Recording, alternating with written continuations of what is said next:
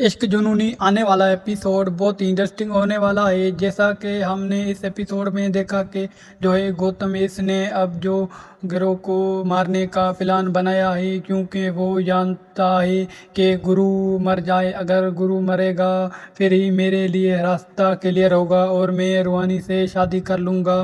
दूसरी तरफ दिखाया जा रहा है एक जो गौतम है कि बहन ही तो जस्टवेज इसने जो ही ना रूहानी के जो बालों का क्लब होता है ना उसमें बम लगाया है, एक टाइम बम लगाया है ताकि रूहानी मर जाए फिर वो गुरु से शादी कर सके। ये दोनों वो बहन भाई ना इन दोनों से शादी करना चाहते हैं। अब यहाँ ड्रामा बहुत ही इंटरेस्टिंग होने वाला है कि दोनों के ना पता लगने वाला है आने वाले एपिसोड में कि हमारे ना बम लगा हुआ है वो इस तरह के ना ये दोनों एक जगह मिलेंगे और ना जो रूहानी इसके ना क्लब से आवाज आ रही होगी, गुरु देख लेगा, गुरु कहेगा इसमें बम है। रूहानी फिर इसका पेन देख लेगी जिससे लाइट जल रही है, उसको पता लग जाएगा इन दोनों में बम है। वो दोनों बम साथ रख देंगे और दोनों एक दूसरे की साथ बातें कर रहे होंगे कि हमें नहीं पता